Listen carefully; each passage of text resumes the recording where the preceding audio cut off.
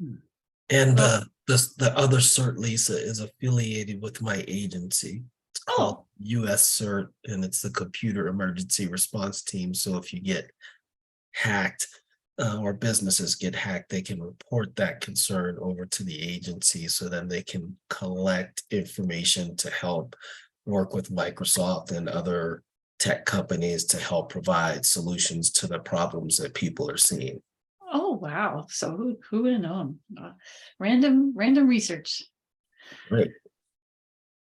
Yeah, I think we have everybody on board here. So I'm gonna share my screen and we'll go ahead and get started. I don't think we have a video today, but anyway, let's do it out of habit.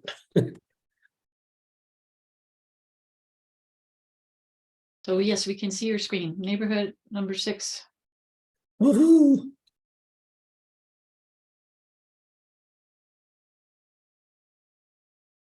Oh, hey, Steve. Welcome, Steve. Hi, thank you.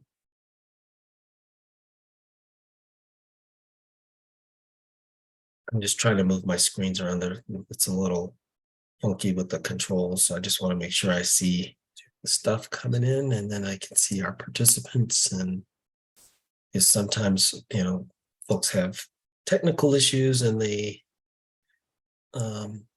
have to drop out and come back in. So I just want to make sure that we have. While you're doing that, I just want to say to everybody, thank you for being flexible about the schedule today, but I think it's a good thing we weren't all outside chopping around for 2 hours this afternoon. That would have been no fun. I didn't know what you're talking about. I'm like, isn't the weather gonna be fine? No, it's not. That was good call. Okay, by the way, we're 0 for 3 on selecting the wildfire assessment day and I'm sorry, we're 3 for 3 if you want to put it that way, thinking positively. Like we schedule it and then we get a storm on the day of the day we schedule. Yeah, so this year we made it 2 weeks later and we still got a snowstorm. So I don't know what we could do about it, but you just simper Gumby and you adjust your schedule as you can.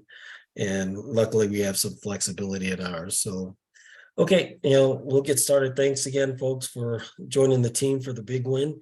And this week we're going into project planning considerations. Here's where we're at. We're definitely past halfway and more as much green as red, I guess, as we see here. And so it sneaks up how, quickly on how far we've come in the program, or for you guys may have said, oh gosh, this is taking a long time. But, we're at module 6 here. Next week, we'll go back to do 5, and then we'll be in the home stretch at that point. Tonight, we'll go over, just do a quick review of the homework assignments we've done to date, and we won't show everybody's information, and then go into project planning, resident preparation, look at some chipper types and information about reservations, pick up, return, those types of things. A big section on safety and then chipper operations. Just going over the homework. Notice that our module 1, we started very simply talking about getting organized here and approaching the board or forming your initial Firewise group, and then looking at your initial meetings. In modules 2, 3, and 4, we were looking at least 2 and 3, evaluating our home for the home ignition zones for module 2 and module 3 for home hardening, and then determining your own list of priority actions to address. And I was telling Lisa just this week that I'm going through my own list here and looking at things to address and things that have been lingering for a while that I'm really gonna put a plan together. None of them are huge. There was one huge project I want to get done, but we're not financing that this year, but a number of small important things that I'm going to do. So I'm along with you guys in this journey.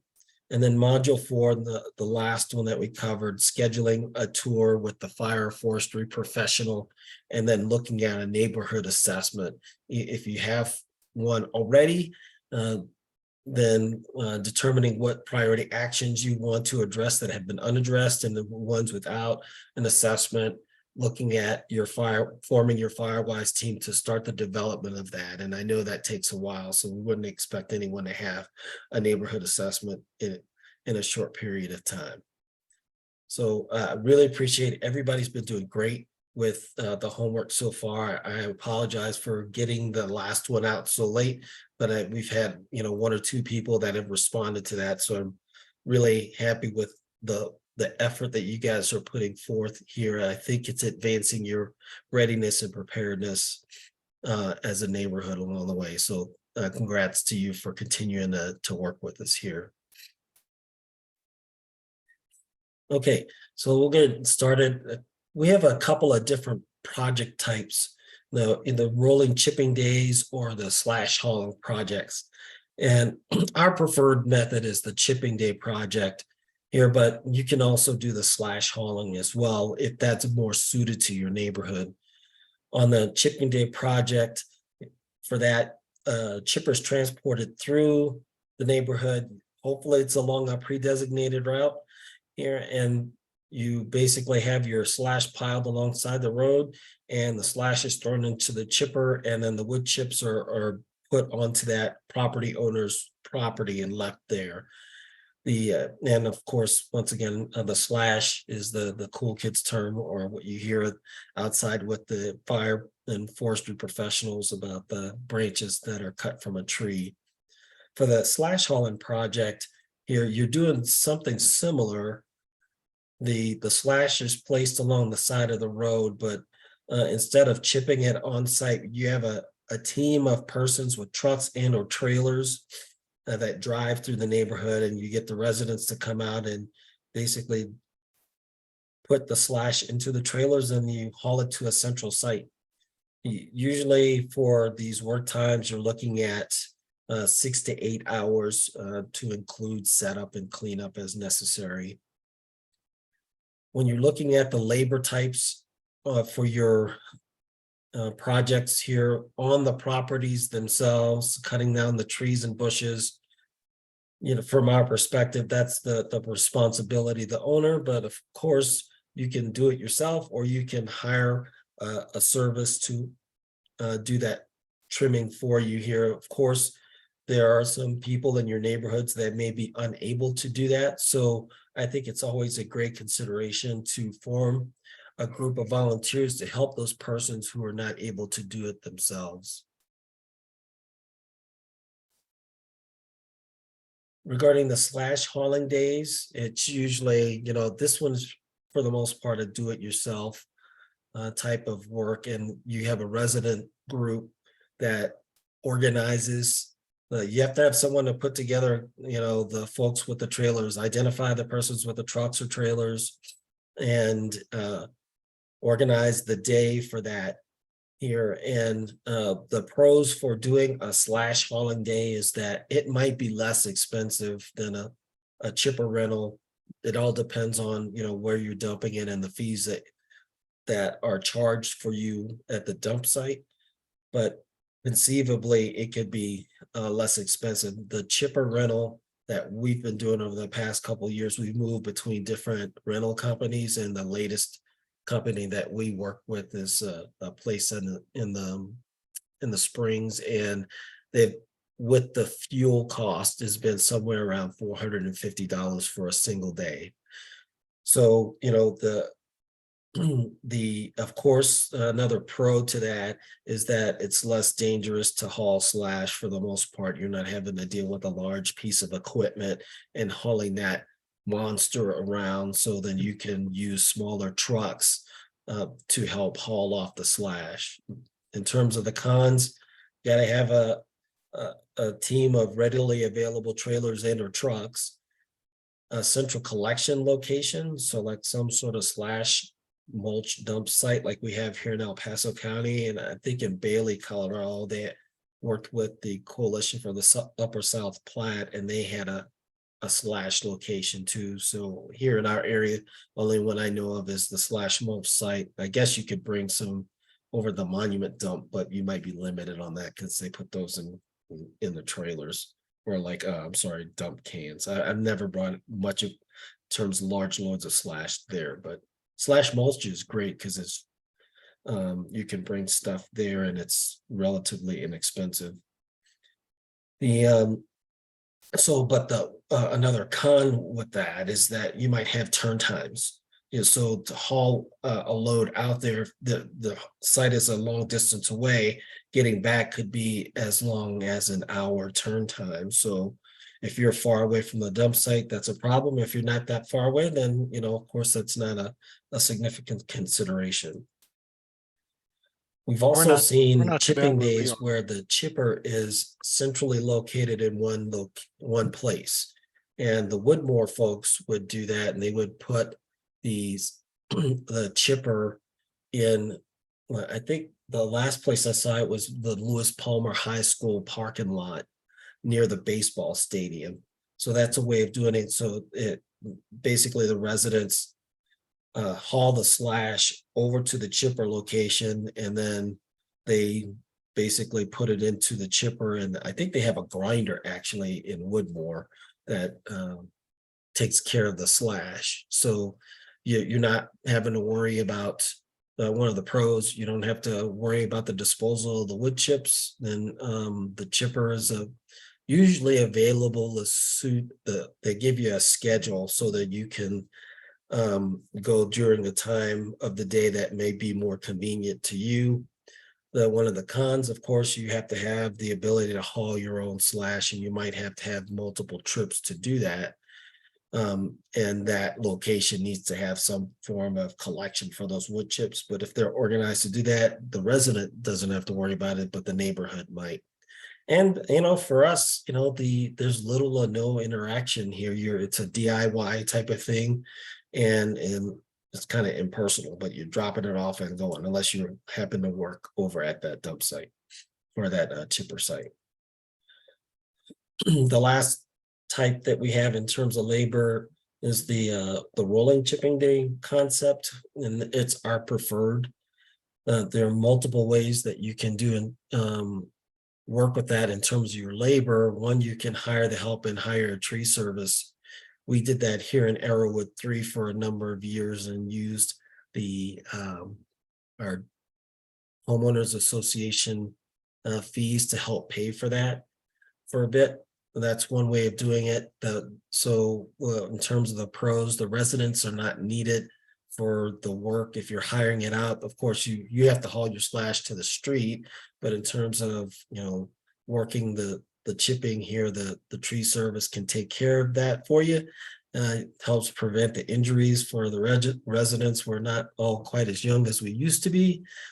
But some of the cons, the availability of the service, the time frame, will they be available when you wanted them to perform the action, and then also the cost. You may have to pay more for the tree service here, since you're paying for labor as well. Another form of labor is to receive help, like the fire department or a service organization. The pros for that, well, I guess the receive help piece means that organization provides the chipper for you, and it's provided at some minimal cost or no cost. In terms of the pros, the residents are still needed, but less residents are needed because you'll have some from the service organizations, and also helps with injuries and the costs are lower. But the cons, once again, availability of that fire department and service.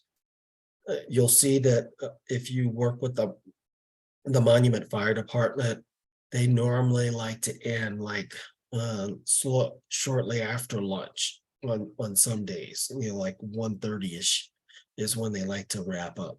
So you have to make sure that you really scale the work that you want and the amount of work that can be done from that time period.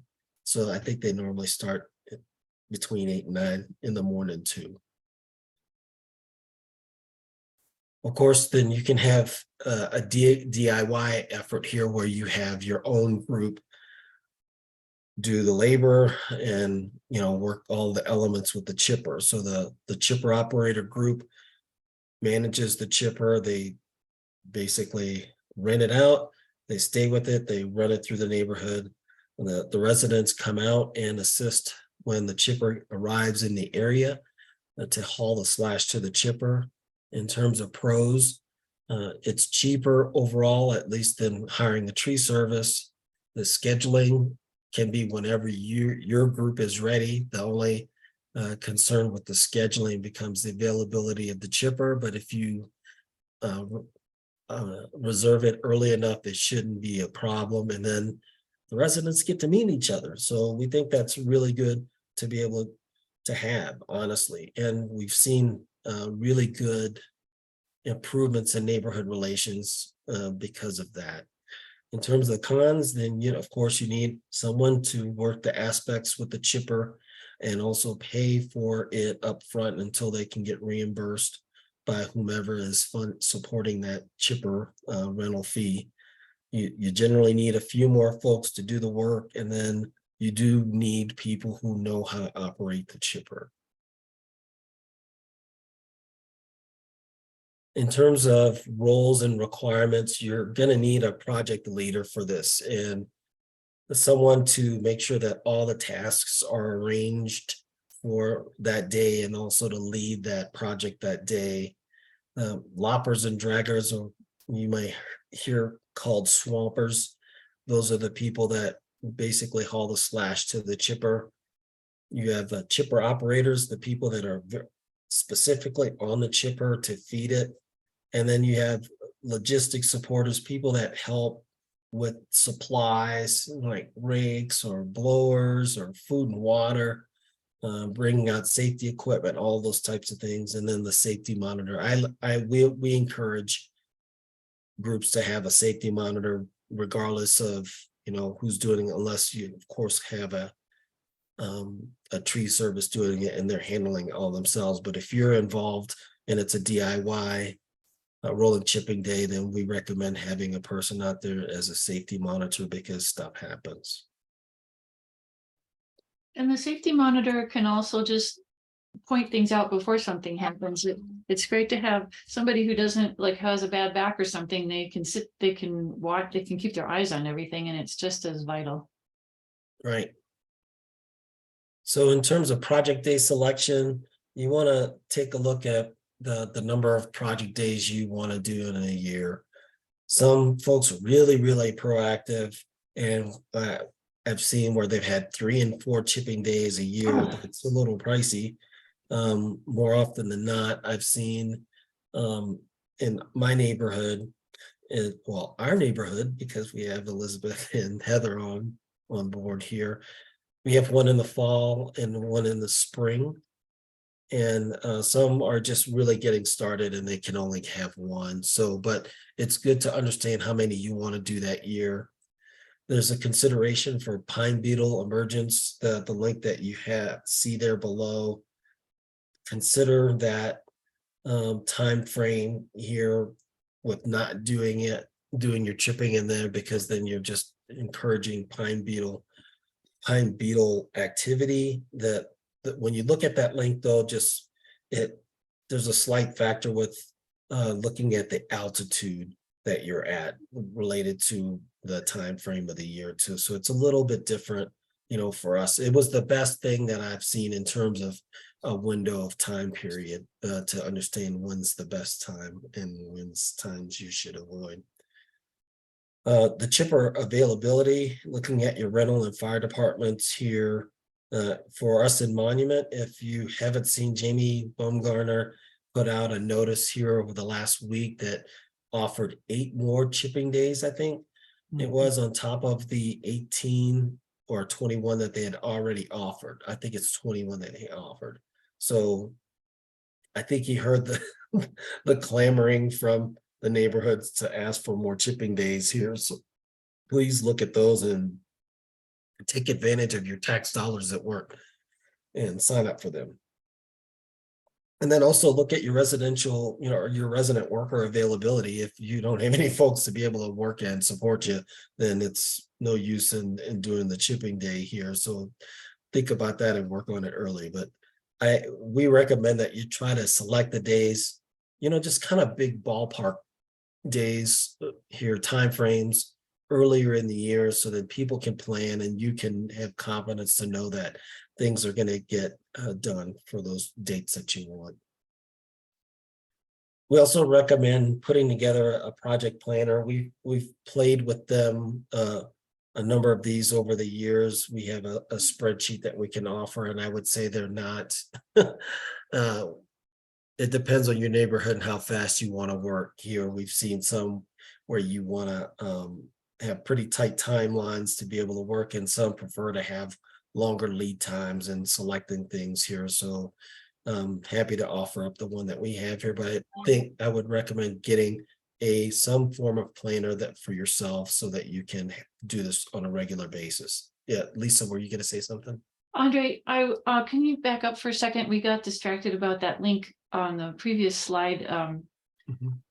We were people were trying to type it in and it wasn't working, and we got distracted. Okay. And Russ says, please send the planner too. No, I can't. It's a secret. Ah, boy. I'll include it with the documents when I send. Yeah. Oh, that'd be fine. Yeah. Okay. Thank you. And that link too. What was the link for? I got distracted too, because all of a sudden, yeah. The fed.us, what was that for? Not behaving now. Hold up. They may have.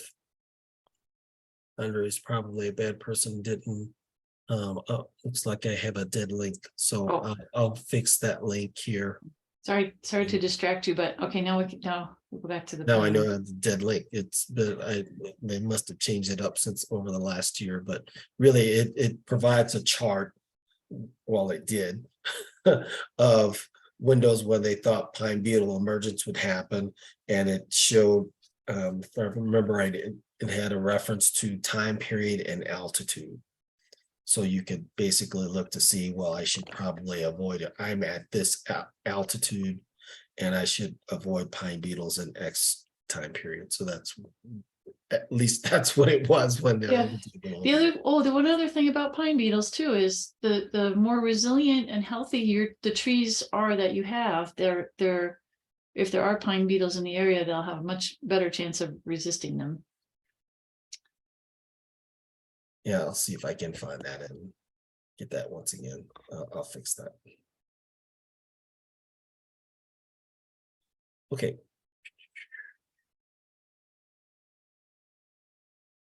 Okay. Work area prioritization. You really should take a look at your neighborhood. If you have a small neighborhood, may not necessarily be a big deal. We worked with some neighborhoods that were really large. And there's a limited amount of work that you can do in a work day.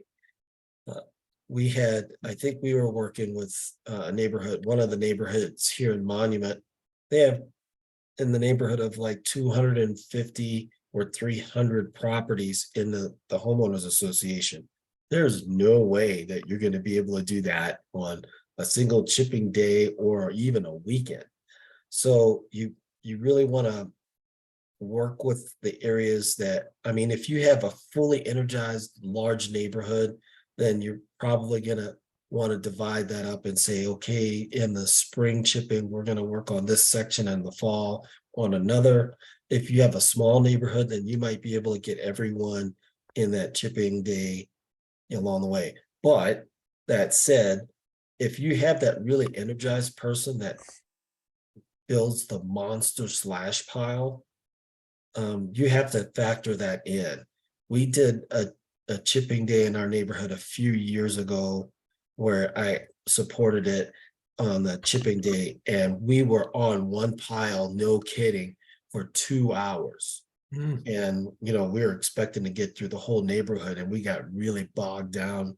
Now, not that it was bad, they really needed to work, but we weren't expecting to spend 2 hours on a single property. So if a person has a lot of slash, you might want to see if you can glean that information of, very early in the process. And we've seen some neighborhoods where they go with a sign up.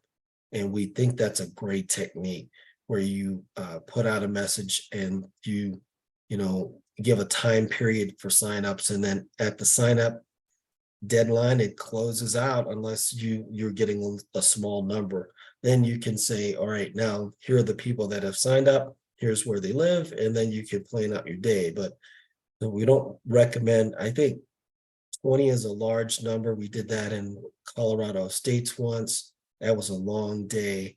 But if you're looking at sizable piles, 15 would be the max. And that doesn't sound like a lot until you're out there doing it. And so just consider, how many properties you're willing to work. And I think you would want to sample your folks to see, are you going to put out a lot of slash or a small amount? If they're putting out a small amount, then you can probably get more properties in a single day.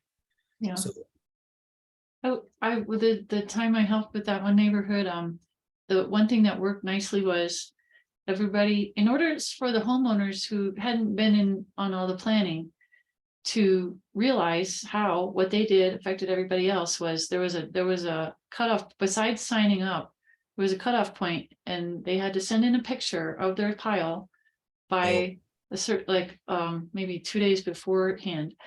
And they weren't supposed to keep adding to the pile after that.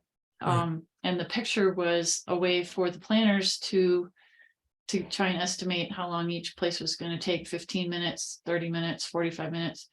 But then it also was supposed to help the homeowners remember that it wasn't just all about them.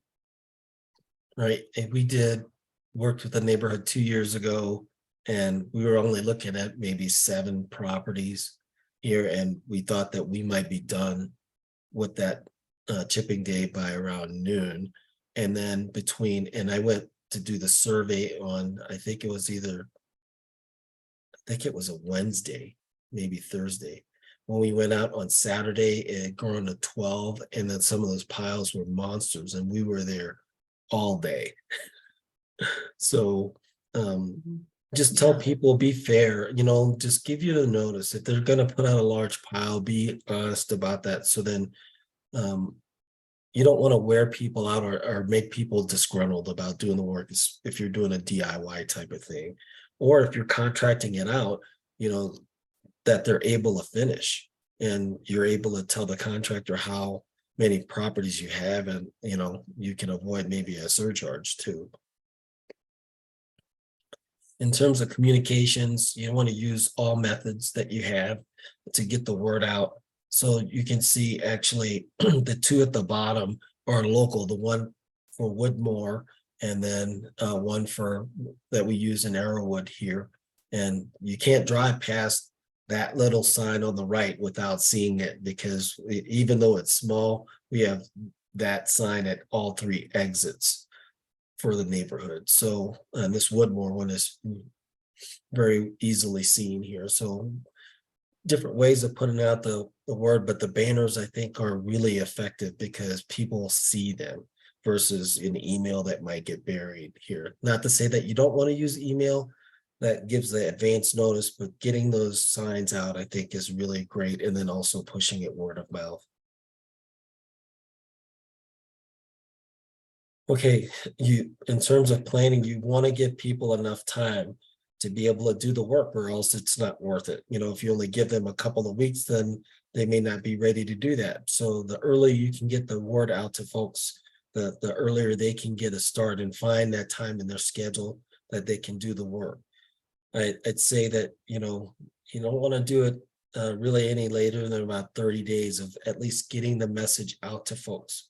So please try to avoid the early times in May. You can get burned by snowfall or having the snow in May. I think we've seen a couple of folks, we even tried that to go in like earlier in May, and it just becomes a real pain in the keister, and it becomes a non-fun day here. So just want to make sure that you can get through the day, and not any later than really kind of mid-October, because you're, same reason on snowfall.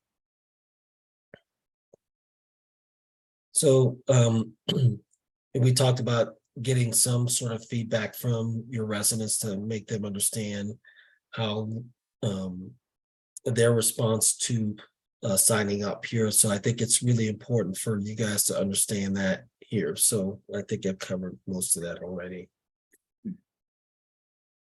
Slash pile locations, we call it gift wrapping. That's Lisa's term.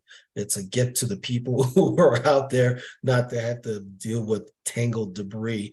And we've dealt with piles like the one you see on the right. It's no fun.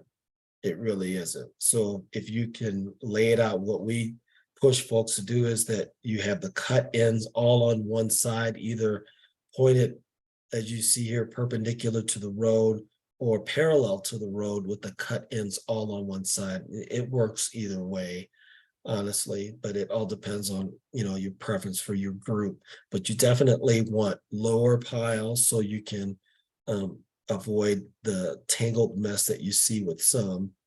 And also you're not having to tug. I've seen some people strain their back by having to tug through branches that are all clumped together here. So, and we also recommend that this not be a pine needle collection day to try to put those in the chipper, because all you're doing is just taking pine needles and making them smaller. And it also increases the chance that you may get rocks within your chipper and dulling the blade. So you don't want that. So please, and then we strongly recommend that if persons are non-compliant, you stand firm, give them a chance to fix their piles. But what we've done in our neighborhood, I've seen this in the past where people have been non-compliant. The team leaders just decided to go bypass that property because they didn't, you know, abide by the instructions. If you're fair in letting them know this is what we're not going to do ahead of time, then you can feel comfortable about your decision and bypassing them on that day. So shortly before the chipping day, we also recommend a set of instructions here. We do have this sample email that you see on the right that you can use for your group. This group in Colorado State's actually provided an estimated schedule for the timeframes when the chipper they expected to arrive. So their concept was that they would have a few folks that would stay with the chipper, but then the residents would come out and then, you know, help with their pile and then maybe help with the neighbor's pile, so that you would still have a good supply of labor. And then you would basically be done with your portion of the chipping, honestly, and you could rotate your people or rest them here, and kind of, it's kind of encouraging if you could get that done. You're out there for only a short period of time for your slash, and you're able to go on with the rest of your day. So, but it requires some planning, and you know, these are estimates. They're not an appointment, if you will. So, because these chipping days, you never know how they will come out. But you want to make sure that you have all of the sub elements that you see listed on the left there.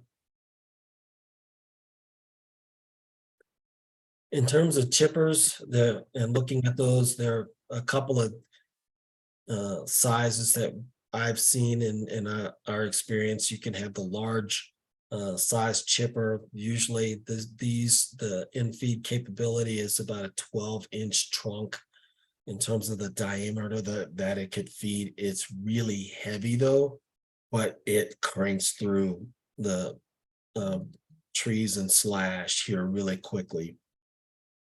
The smaller size chipper that you see on the right, the feed capability, or the mouth, is about 6 inches in diameter that it could handle. It's much slower, and it's really built for branches and not tree trunks.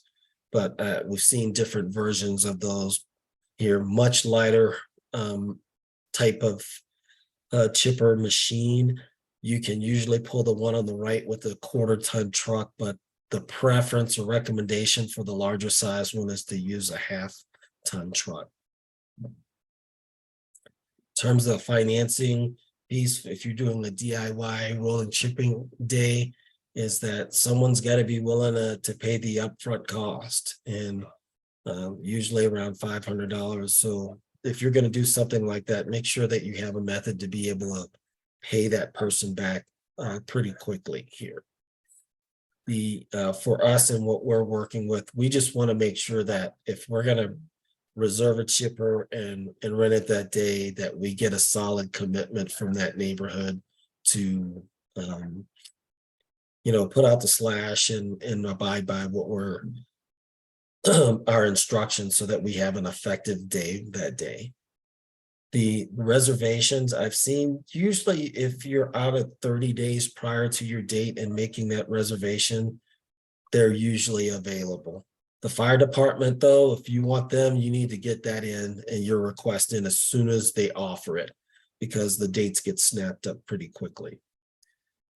I already mentioned the truck size here. For the fire department ones, you don't have to worry about that. They will transport the chipper. They have their own truck here. And then the full day rentals, this is something I want to mention. If you're going to do a chipping day on a Saturday, then usually those chipper rental locations are closed, either at noon or early afternoon, like 2 o'clock on that Saturday. So then you're going to be stuck with holding that chipper until Monday morning in some with some locations. So just understand, if you're going to do a DIY chipping day, what time that chipper rental place closes, and make arrangements. If you're concerned about the safety of that chipper here, not that people want to drive away with the chipper, but it just makes you nervous that you have such an expensive piece of equipment under your responsibility here for a day when you're not doing chipping.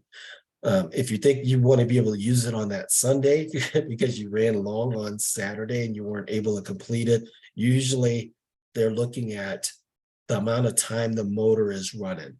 So there's basically I won't call it a timer, but an hours counter on that machine, so they can see that if you rented it for 8 hours, if you stopped at 5 hours, and then you on Saturday and you did chipping on Sunday for 2 more hours, you're still within the 8 hours, and they don't charge you normally for that extra Sunday of having the chipper available. You just got to understand your run time and how long you've been running the chipper. In terms of safety considerations and equipment, here, the personal protective equipment is really important. I'll show a couple of pictures for the chipper operators and the swampers here and what we recommend here. When we built this, we originally had COVID-19 considerations, and if that ever were to come back on your chipping days, you might want to consider those masks. And then you definitely want to have a CPR and first aid equipment, CPR trained persons and first aid equipment available to you. Always get a little set of nagging cuts here with some folks, especially if they don't wear their PPE, but you see sometimes where you see people who sling slash and aren't watching where they're going, and it can cut people. So we recommend that you have the equipment there, and then if you do encounter issues with that you address those safety concerns right then and there. Don't say, oh, I'll be fine till the end of the day. No, get it taken care of. For all persons, general protective clothing, we recommend on those chipping days that you have long sleeve shirts and pants, even during the heat of the summer. Here, if you have them loose, then it won't feel quite as hot on your body, but you definitely want to have that protective element with sleeves and pants. You want to have also hard sole shoes or boots here because you're in some instances going to be on uneven ground, or you may have some things that are falling. You want to have that protection for your feet. Hearing and eye protection, those chippers get loud. So you want to make sure that you have some form of hearing protection, and then eye protection, either with safety glasses or a helmet like you see that Lisa's husband Mark is wearing, that has a shield that comes in front of your face, or that can come in front of your face. I think his is sitting upward at that point right now. And then also an N95 mask. The dust on those days can really fly on those windy days. So you want to make sure that you have some masks available. if you're gonna be out there cutting or chipping, let's just say mostly on the chipping side, we recommend and strongly recommend the woodsman's helmet. They have the face shields because we've seen branches fly off and break during the chipper operation and come back, and then or somebody's insistent on pushing slash towards you and you turn around and it's right there. So you want to make sure that you have a woodsman's helmet. We recommend chaps in that you have the chaps that are really, I won't say super tight, but really can wrap around your legs so the slash doesn't get hung on it. But all the professionals that we see doing chipping operations, they always wear chaps, and they want to basically prevent flying branches or branches from snagging them on their legs. So it provides an extra protective layer for your legs. And then we recommend steel toe boots. I know they can get kind of heavy, but if you got a saw operations going, then we've seen where I've seen a video where the chainsaw just cuts through a ceramic toe boot like knife through butter. Yeah. It's scary. So we recommend steel toe boots. And my steel toe boots are so comfortable. I forget that they are even steel toe boots. They're really. I wanted to say something. Can you back up 1 second, Andre, Sure. for that picture of people Of Lisa with the saw? Yeah, because there are some comments about this picture that people I have heard, and I wanted to mention it. So first of all, I had to pose for this picture, and that's why I'm not wearing my mask, because I hate when you're doing the chainsawing, you've got the droplets of fuel in the air. So usually I'm wearing a mask also. And then somebody commented on this picture once. They said, "Boy, it looks like you're really clear cutting there. That's a terrible example of a photo." And I want to explain to them that this is because this is in Black Forest where all the trees were burned black and we had to cut them all down. Yes, but that wasn't our fault. Yeah. Yeah, we're helping restore the area. In terms of a pre-work safety briefing, we definitely do this every time. We recommend that you do it as well. We're looking at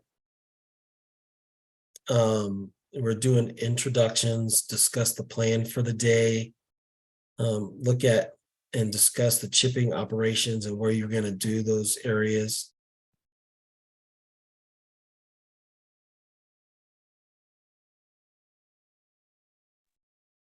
And then you want to make sure that you have your safety equipment known and located, and it's available for folks. And then think about the weather. You have heat, rain, thunderstorm actions. You need somebody that's watching out for that and making sure you're not getting surprised by lightning, because we all know the lightning is horrible here. So, and if you're part of that lead group and working that day, reinforce that use of the protective equipment, especially the safety gear with the glasses and the gloves along the way. So it's up to you guys to maintain that safety. You want to make sure that people don't get hurt in the process of your chipping day, and that you're wanting them to come back. So if you get people that are significantly hurt because you're not being safe, then it's going to hurt your chipping efforts overall. And then consider your break times too. Don't I gotta get it done and it's got to be finished. You want to take breaks. It's going to get done. I mean, this is a marathon, not a sprint. So you want to make sure that you're taking breaks throughout the day, or at least you're relieving people or allowing them to rotate in and out. If they're feeling tired, then they're able to take a drink and take a quick rest along the way. And then looking at your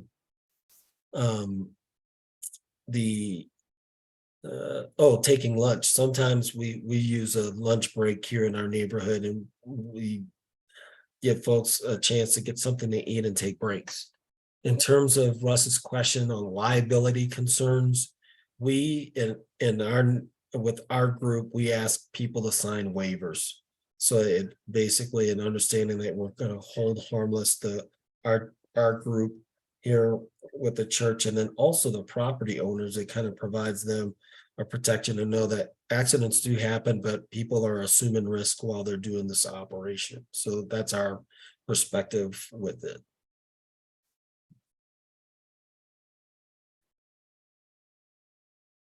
Okay, if you see at some point you'll probably have a person operating a saw, and you want to make sure that there is no one around that person with the saw. I've seen some pretty lax operations with a saw around here. So the person that is the Sawyer operator is really the person with the primary responsibility.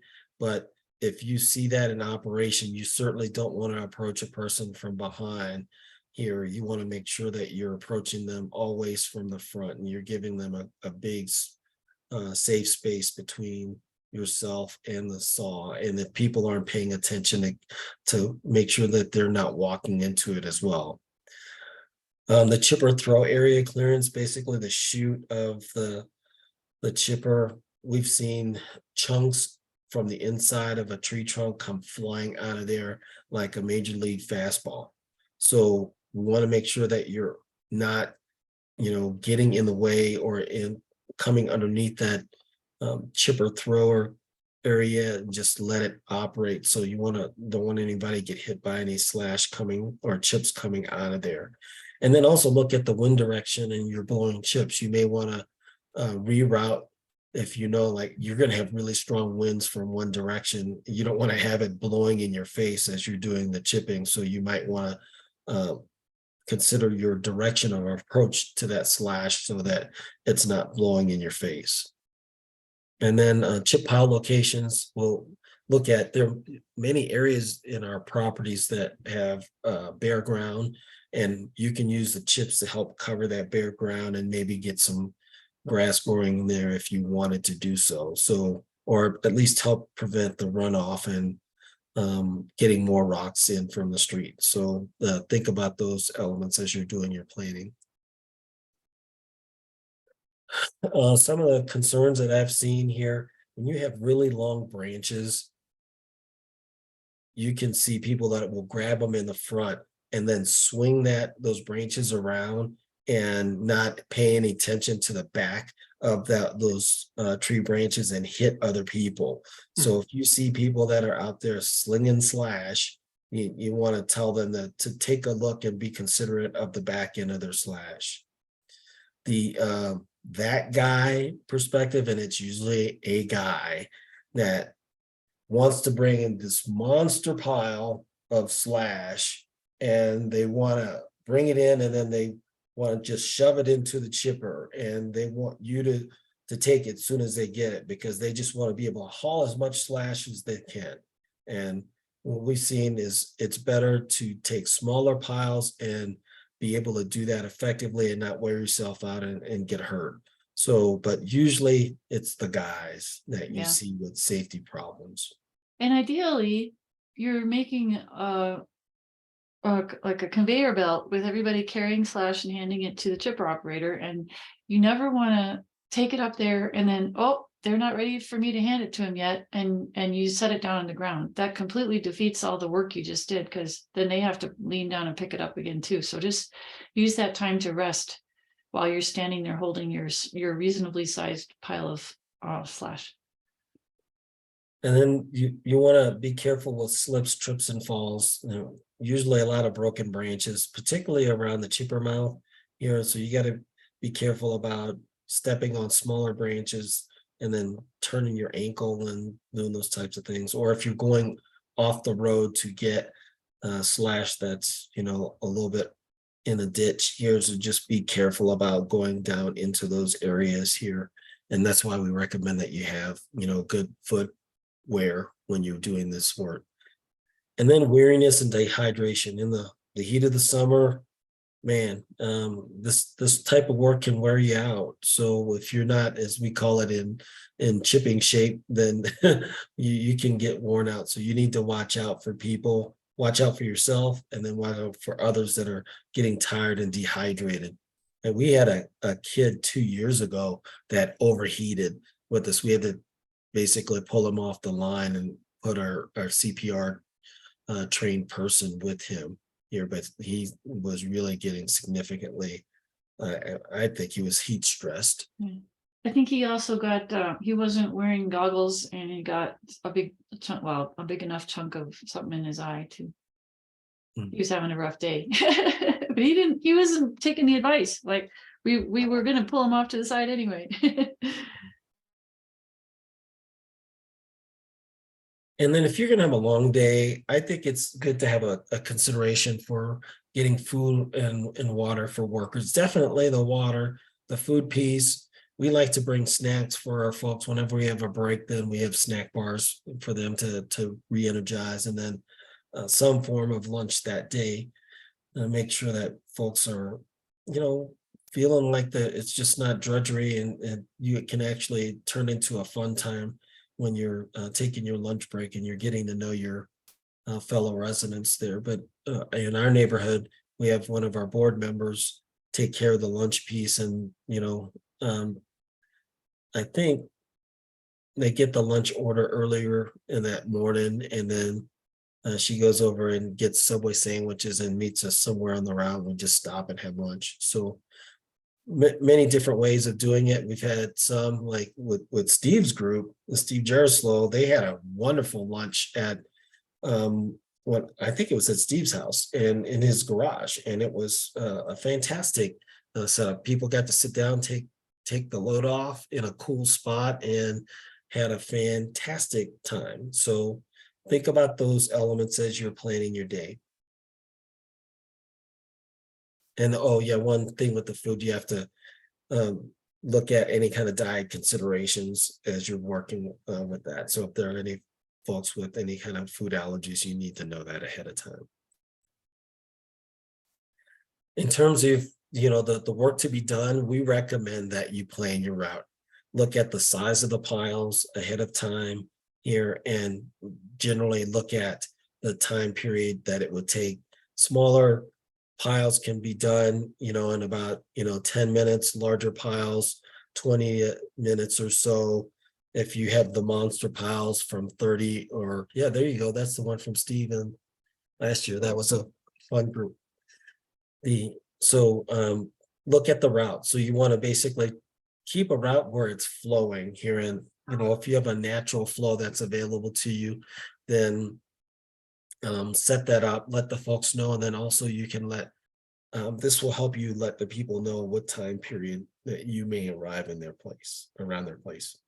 Actually, Andre, this wasn't my neighborhood, but my neighborhood was similarly constructed. Not the one in the slide. I'm talking about the one in the chat. The picture in the Oh. chat. I think that's your folks, right? Hold on. Yeah, that's you in the back. Yes. Oh, the lunch. Yes. Yeah. I thought you were talking about the route. No, the route. The route's a different neighborhood. Yeah, that was a Picture couple of was years ago. taken in my garage. Yep. Oh, this is one I just made up, because you can see we've got John Elway. Oh, I see. You got the Goldrich, football team. Yeah. Gotcha. Yeah, I didn't pick up players on in that. there. Sorry. Peyton Manning lives in this neighborhood too. Did you see that? Todd Helton, all the sports guys. So yeah, I just made that one up. All right. And like Lisa mentioned here, you want your swampers, you want basically people to form a continuous line feeding in towards the chipper, such that you're constantly having material put into the chipper during that time period, and it's continuing to work. Here, notice that these folks are not carrying too many, but these are pretty sizable branches, and they're keeping the work going. You also want to make sure that you're not feeding. You want to inspect the items, make sure you don't have any metal or rocks that are going into the chipper that will dull the blade and cause it damage. You don't want any wires or vines or rope being put on there just for convenience purposes. And if you see someone take out like a piece of fencing that has a nail in it, you want to separate that and put it off to the side, and either tell them they can remove the nails or you're not going to chip it. But you don't want to damage the equipment for the convenience of someone not wanting to take out that piece of metal from there. look at the branches, and there's only so much that these chippers can handle. They're phenomenal machines, but there's only so much they can do. And you want to make sure that branches are not sticking away from the trunk any more than about 30-degree angle from the trunk line itself. And you want to make sure that it's, of course, in a V shape going into the chipper, not going out. And if they're not set up that way, you should pull that piece of slash off to the side and have it cut so that you can feed it normally. And so lots of work to go with that. So just something to observe. I know if we were working with you guys with the chipper, we would be very specific in showing you how to do these things, but these are tips more so you can, if you're participating in one of these things, you can make sure your operations stay more efficient. We also want to make sure that everybody walks away from a chipping operation. I've seen some chipping operations where people are stepping into the mouth or leaning forward into it. It's a no-no, a horrible, horrible no-no. So you're always wanting to feed the chipper from the side of the chipper, walking up to it, and then move. If you have to go forward, you move on the side of the chipper and stick it in, and then you have a longer branch that can shove any kind of debris that's not going into the chipper feeder along the way. So definitely use that technique. And then cleanup. You want to make sure that you have a person either with a rake or a blower that's going behind the chipper to clean up the area where the slash was. You want to leave your area looking nice. You don't want it to have any kind of elements, a feeling from the neighborhood. Hey, they did a chipping operation and left a mess. So you want to leave a good impression with the folks there so that that slash is gone and the area is cleaned up. And then on the post-chipping day, this is more the responsibility of the homeowner or the resident property owner, that you want to have them spread out the chips. Of course, these are very, very exaggerated piles. The one on the left is probably involved with some form of a composting operation, but you see the one on the right, that's a residential chipping operation. You want to make sure you avoid that. Oh yeah, that's not good. Sorry about that, Emma. And you don't want to have a pool of oil in the street. But when you're looking at the chips, you wanted to spread it out. A low pile like you see there on the left is pretty decent and pretty good way of doing it. We like to move the chipper mouth along the way. If the person wants a pile, by the way, of course, we will gladly leave them a pile of chips. But if I think it's a good idea to be able to spread them. So occasionally you have to stop and then move the chipper mouth so that you're creating a decent spread. And as you can see on the right, this is a chipping operation we did in Pikes Peak Mountain Estates in the Ute Pass.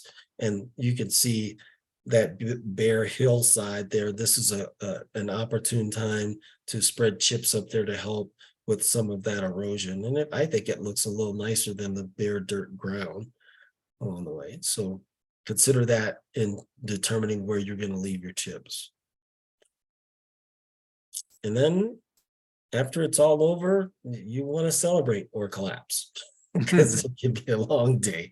But have a good barbecue. Just we worked with some folks in Bailey. They had a phenomenal barbecue after the day was over, and just to talk about things, see how things went, if there were any concerns, and then also just to relax and get to know each other. So take a look and try to get together.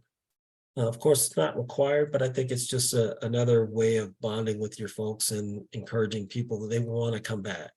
The picture you see on the left is actually, we were doing a chipping day at a property with the property owners who had lost their house. So that was a restoration. Actually, both pictures, it's the same property. We were doing a restoration in that area in Black Forest. But we took the time to have I think we did a service there that morning, and just actually in the morning or in the afternoon hung out too here. So we made a day of it. And these are actually two churches, the Sunrise United Methodist Church and then ours, the Tri-Lakes United Methodist Church. And we worked on this property together over a whole weekend. Yeah, that was the whole weekend, and we had the time for the church service because we needed. It was also great rest time for the second day. Absolutely. Oh, So was- that covers the material that we had related to this. The homework that we're looking for this module is that consider a project labor type, either hiring a service or some form of DIY, either a chipping day or a slash hauling day, or getting the help from the fire department. Look at a date that you want to have that chipping day and then select the areas that you want to serve on that particular day. So that's what we're looking at in terms of this homework assignment. And then I'd like to open it up for any further questions, concerns, thoughts, etc. Say, Andre, Yes, sir. I had one comment and then three questions for you or Lisa. The comment is, I highly recommend that small children be excluded from these exercises. You might recall that one of my neighbors insisted on having his young child hanging around, and I tried as diplomatically as I could to convince them that it wasn't a good idea, and I was unsuccessful. And so that little boy was only about 30 feet away from the chipper for an hour, hour and a half, 2 hours. I don't know why any responsible parent would have insisted on that, but they did. Nothing happened. And the little boy actually helped picking up small twigs, but I was uncomfortable that entire time. So I would recommend that people, when you're getting the word out to your neighborhood, that you strongly discourage having any children under the age of 10 on the site. It's a construction site. People can get hurt. So I'd keep young children far distance away from that exercise, no matter how cute it might seem. So anyway, that's one observation. Now, I did have a couple of questions, if you don't mind, Andre. Go ahead. We've already arranged with Jamie, along with, I'm sure, many other people on this Zoom meeting, for the fire department to come into our neighborhood. And my understanding has been that they provide all the equipment and the transportation of the equipment free of charge. Is that true? Yeah, they bring the a chipper. Well, they have a truck to pull the chipper. They own the chipper and the truck. So these are fire department owned equipment items. So yes, they bring that aspect. In terms of like brooms or tools or whatnot, that's on the neighborhood to do, but their part, the fire department's part, is they bring an operator and chipper, and they bring a truck and the chipper itself, but everything else would be on the neighborhood to provide. Does that match your understanding, Lisa? Yeah, and I would recommend with the fire department, thank you to them for what they do, but I would recommend getting your safety briefing done before they arrive and make sure you've handed out the PPE to everybody before they arrive. Yeah, they're not bringing you any PPE. Yeah, that was one of my questions. Does the fire department provide a safety briefing or not? I think they're willing to talk to you about it and participate in it. If you're going to do that, I would say just have a conversation with them to arrange that, just to make sure. The folks that I've seen, that, well, at least the one chipping day I was out there with, this was Colorado State's. Yeah, they were willing to talk with the group about what they were looking to do. So it depends on that fire department operator that day. So I would say rearrange it. If you want that to be done, then I would say, just allocate some time and coordinate with them. I'm sure they'll be happy to do it. And Okay. a little bird told me that a certain fire department, they're requiring people, the reason they were, they're requiring them to come in and help on the chipping days. So I always, the times I've heard them do it, I always yearned for a longer, more more thorough safety briefing. So go ahead and let it happen twice even, ask them to do it, but don't assume anything. All right, because you guys did provide us with a safety briefing, which I thought was extremely helpful and sobering and appropriately sobering, because it let people know, hey, this could be a fun exercise, but it could also be very dangerous. And you guys got the message across, and nobody got hurt, and everyone was cautious. So I want, someone's got to present that briefing, and either I try to do it armed this year, armed with your information, or I'd want the fire department to do it, or like you said, maybe even both. But I'll be seeing Jamie this Saturday. He's presenting a fire zone, fire mitigation briefing at Lewis Palmer High School in Monument this Saturday, and I hope to see him, and maybe I can ask him at that point. And Homer the other, Ridge. yes, Homer go Ridge ahead. High School. What? Homer Ridge High School. What did I say? Lewis Palmer. Sorry, Palmer Ridge High School. You're We'll be there too. Yep, you're right. The other question I guess I can ask him at that time also is, does the fire department require a hold harmless agreement? I've not seen that. Have you, Lisa? No, I haven't seen them require that, which is funny. So we had the fire department come to our neighborhood last year, and they did not require anything Interesting. from us. Okay. All right. Yeah, they will also, I've seen them allow residents to feed the chipper too. Yeah. Oh, really? Well, I hope they don't do that with us. No, I don't want that responsibility. Now, No. I will tell you that we're happy to show people how to do it, like do a demonstration performance with us. And we will be happy to show people for those neighborhoods that we work with to completely show you how to operate the chipper. And then, we'll work you into a cycle of doing it with us here so that you have one of us and one of you on it, especially if you're looking to build your own neighborhood's capability here. But we will always supervise, that operation. But we definitely want to have people have a comfort. And it's not a comfortable feeling with operating that when you first start doing it. But yeah, I've seen people walking right into it like, what? Now they're very good about making sure that people aren't leaning into it and not doing that. But we're very cautious about letting the resident participants throw things into it. And we're very insistent. We will stop the operation to tell people to stop doing it. And we will walk away from that area if people are insistent about it. We've basically stopped the operation in the past. And, because we're not willing to sacrifice safety for somebody's ego, honestly.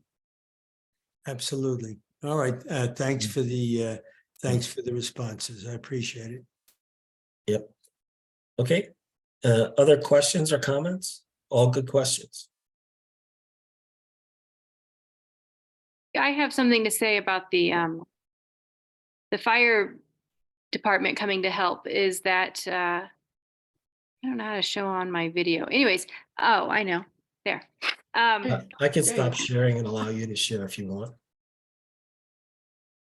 Right. They have a time limit.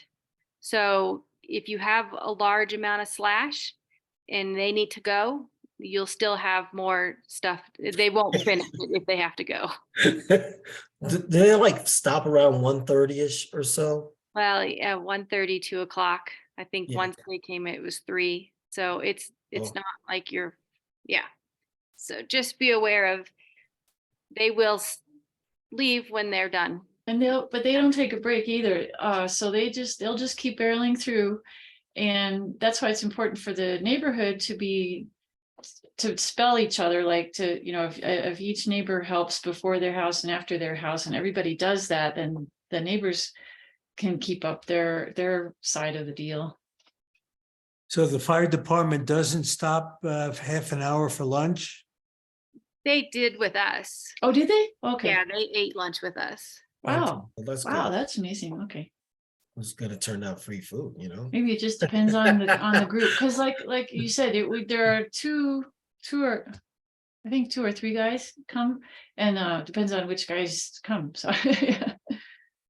Yeah, if I remember at Colorado States, they didn't stop for lunch, but they didn't have an offer of lunch either at that for that neighborhood too. So, but you know, our neighborhood always stops for lunch. So good Yeah, on. and when we stop for lunch, there's no one to feed the chipper.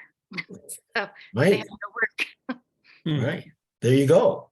And but the one we did in Bailey, Colorado, that was a hauling day, that wasn't a shipping day, but Right. but they planned it that it was gonna be more like a 4 p.m. dinner. Everybody was a lot of them went home and even took a shower. I was so jealous. And then they came Right. back and had to. It's all just the most important thing of all of this is communication, because as you can see, there is a wide variety of ways to do this. Don't assume anything, write it all down and make sure you've communicated it with everybody. And then remember, we're all really just 5th graders and nobody read your email. Right. Yeah, we did a chipping day at Pikes Peak Mountain Estates, and we were predicted for a light misting rain, and it was a stinking downpour, and it became like misery at one point. Hypothermia. Stopping, and we this is a good time for a lunch break. And you know, till the showers passed. That was, I think, the only time we've ever experienced a time where we actually stopped due to rain. We've had, you know, to put the gas pedal on in the afternoon to There was just that avoid other one. thunderstorms, Yeah, but other part of you past that other day, there was thunder, and like, if there's thunder, oh, by the way, no, you have to stop. Thunder, stop. End of story.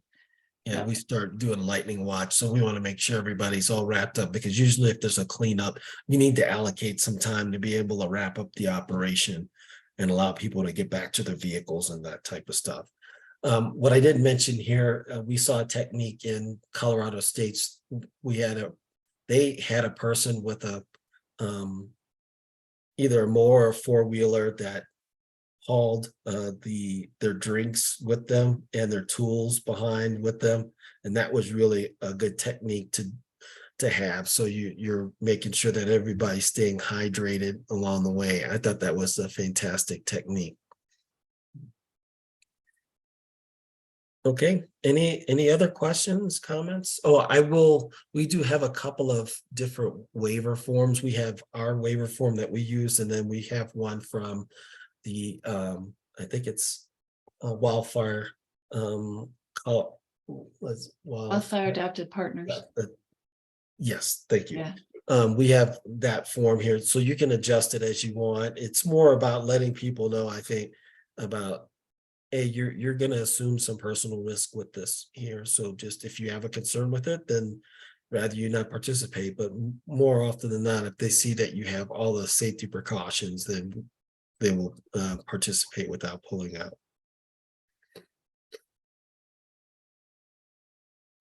Okay, so You have that- questions about homework? Did everybody get the Yeah. homework for this week? Somebody had put that in the chat about being able to see it, but did you all Yeah, get it I can now? go back to it. All right, so next week, we're going to give it the old college try on the wildfire assessments. Once again, here, addresses and times will remain the same. We'll go with Tuesday, once again, 4 p.m. to 6 p.m. The first hour will be at one property. The second hour will be at the second property. Thanks to Heather and Elizabeth for allowing us to use your properties next week. And Elizabeth, for the second hour, is it still possible that you may come in at the back end of that? It all depends on the high school girls. So if they smoke their opponents, then you might be able to be there early, right? Unfortunately, I think we'll be smoked.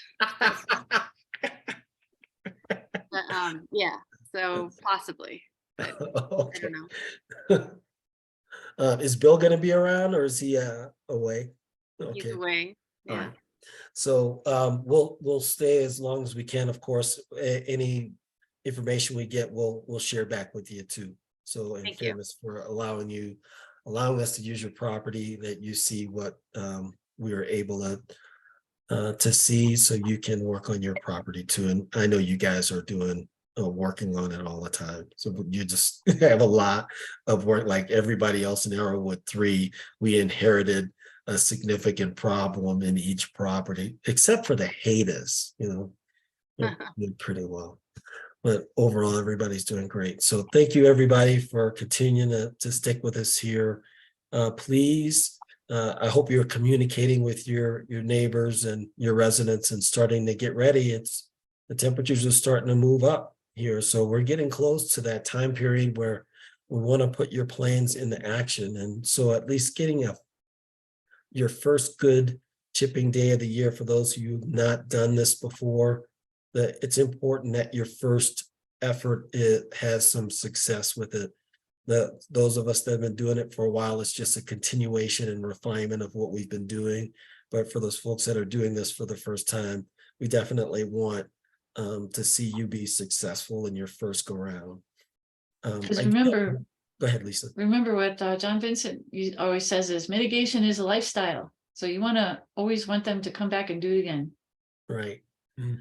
Yeah, I would say not work people to exhaustion. You want to have them go, well, that was good. That wasn't too hard. When we can do this again, instead of going, oh my God, never again. Yeah, exactly.